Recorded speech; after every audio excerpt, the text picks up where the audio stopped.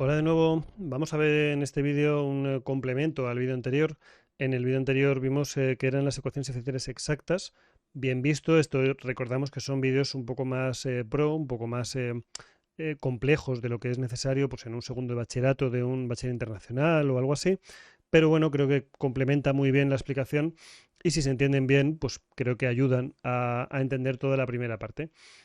Vamos a compartir pantalla como siempre y vamos a ver un poco qué ocurre aquí. Ya vimos en un vídeo anterior pues, que un factor integrante no era ni más ni menos que una ecuación diferencial exacta, que parecía exacta pero que luego no lo es, al multiplicarla entera por algo, por un e elevado a x, por ejemplo, que es lo que hicimos la otra vez, o algo similar, de repente sí que es exacta. Un poco la clave de esto está en esa cuestión que vimos en el vídeo pasado de las derivadas parciales. Si las derivadas parciales coinciden, será una ecuación exacta y si no, no. Si añadimos algún factor, puede ser que ahí consigamos que esas derivadas parciales coincidan. De forma general, te recuerdo que una ecuación exacta tiene un poco esta pinta.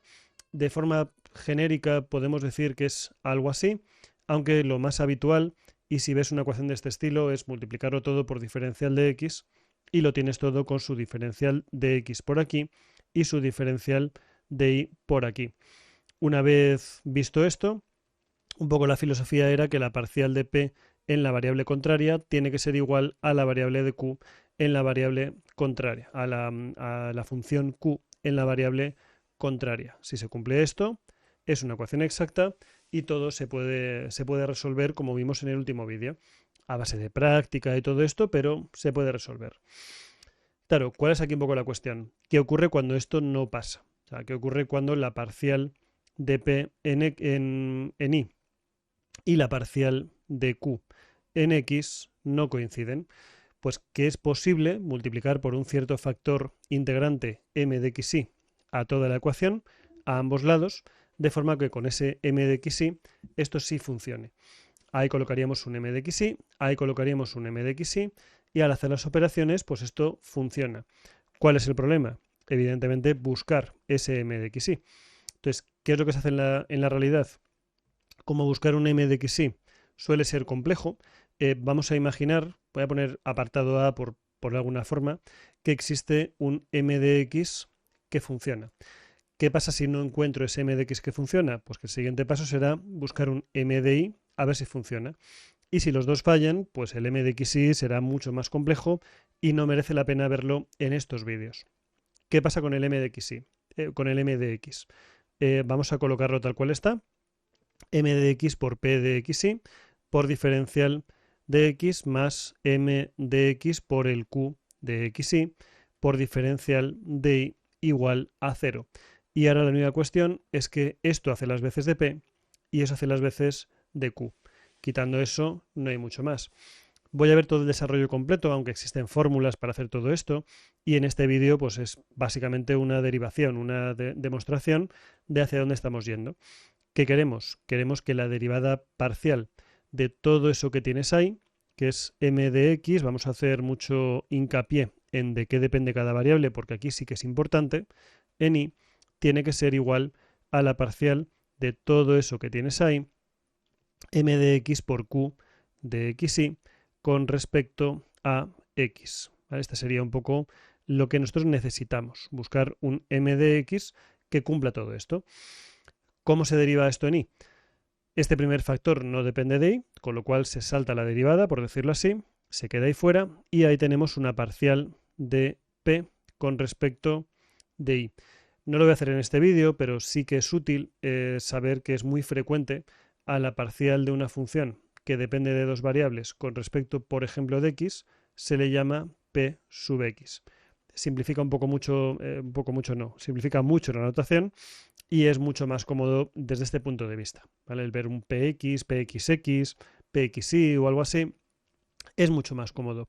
En este caso, pues lo voy a hacer completo porque creo que merece la pena que lo veas y además, pues no, al no estar tan acostumbrado a este tipo de cosas, es un poco más complicado.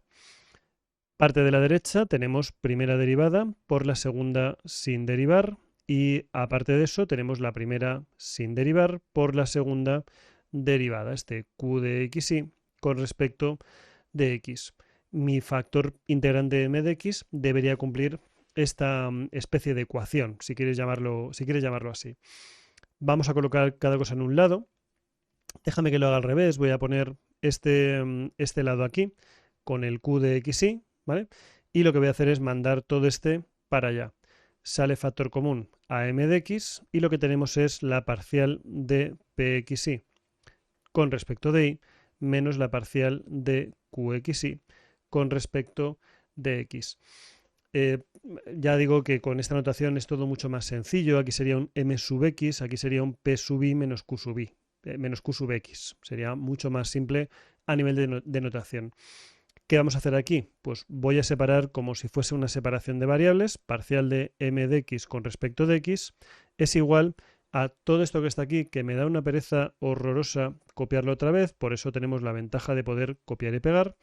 Todo eso partido por q de xy. Entonces, una vez que he hecho todo esto de aquí, el siguiente paso es integrar. ¿Qué pasa cuando integro a ambos lados?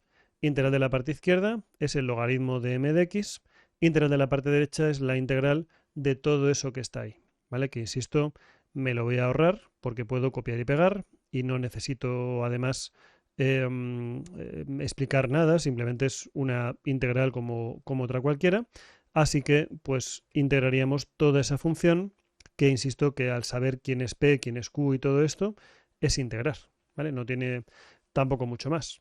Con un poco de cuidado, eso sí, este parcial de x se me viene por aquí, ¿vale? Que no lo he puesto, y ahí tendríamos un parcial de x, una derivada en x. Entonces habría que coger la función p, derivarla en y, tomar la función q, derivarla en x, creas esa resta, divides entre q de xy, más vale que te quede algo que depende solo de x nada más, y si depende solo de x, pues aquí podemos cambiar esta letra extraña por una d. ¿Por qué solo puede depender de x lo que está aquí? Porque la parte izquierda solo depende de x. Y si despejamos finalmente, aunque fíjate que la expresión es de todo menos bonita, ahí lo que nos queda finalmente es e elevado a, ya sabes que yo pongo el exp porque es mucho más cómodo, vamos a decirlo así, e elevado a la integral de todo eso que tienes ahí. Entonces, esta es la expresión general para un factor integrante que depende de x. Existe una muy similar para el que depende de y, que abajo tiene una p y arriba tiene la resta de las dos de una forma distinta, pero esencialmente es un poco lo mismo. Claro, no olvidemos que todo este follón que he hecho aquí responde esencialmente a esta ecuación. Entonces, esta ecuación que tienes aquí es una ecuación general, es la forma, digamos, más general posible, pero lo que hicimos en aquel vídeo, cuando lo vimos, fue la forma particular, que era la de derivada de y en x más p pequeña por x, y esto tiene que ser por y, y eso tiene que ser igual a q pequeña de x. ¿Qué ocurre aquí? Si utilizamos, digamos, la misma terminología, por decirlo así, vamos a colocar el diferencial de y, vamos a multiplicar todo por diferencial de x, pero entonces tendríamos p de x por y menos q de x, todo ello por diferencial de x igual a 0. Paso este para allá, multiplico todo por diferencial de x y ahí lo tendrías. Esta sería, por decirlo así, mi p de xy y esta sería, por decirlo así, mi q de xy. Si recuerdas, hicimos un ejemplo en el cual el factor integrante era elevado a x y vamos a ver qué ocurre en este caso. Claro, tal y como lo tengo puesto por aquí, pues un factor integrante, m de x, es exp elevado a integral y empezamos. ¿Cuál es la derivada parcial de p en y? Pues derivada parcial de p en y, este va a desaparecer y ahí tienes algo que depende de x por y, con lo cual lo que tenemos simplemente es este p de x. ¿Cuál es la derivada parcial de q en x? Como q es 1, la derivada parcial de q en x es 0. Y esta función q de xy, pues en este caso particular sería 1. ¿Qué tenemos ahí? Pues que el factor integrante m de x es igual a e elevado a la integral de p de x por diferencial de x, que justamente es lo que vimos en un vídeo anterior, una expresión muy simplificada, una expresión mucho más simple, pero si tenemos la ecuación reducida, pues esto funciona perfectamente bien. Ahora bien, si tenemos una ecuación general de una forma un poco más extraña, no con un p de x sino con un p de xy, no con un q de x sino con un q de xy, bueno, pues la cosa ya se pone un pelín más compleja. Tenemos aquí dos opciones: o analizar este vídeo un par de veces y ver cómo llegar a esta expresión, o de alguna forma memorizar esta expresión que tienes aquí. No es difícil, pero a mí todo lo que sea memorizar, pues la verdad es que nunca me ha gustado. Y por supuesto habría una expresión similar con i, ¿vale? Básicamente lo mismo, pero con i. ¿Qué vamos a hacer en el siguiente vídeo? Pues esencialmente vamos a hacer un ejemplo cualquiera para utilizar factor integrante en una ecuación diferencial de este estilo. Con esto quédate un poco con la idea global de lo que hemos hecho. Hemos añadido ese factor integrante y hemos buscado una forma de encontrarlo a través de esa igualdad de las derivadas cruzadas. Quédate con la idea y lo que es más importante es que veas el siguiente vídeo en el cual ya hay un ejemplo concreto de cómo hacer esto. Como digo siempre, espero que te haya sido útil este vídeo y nos vemos ya en el próximo.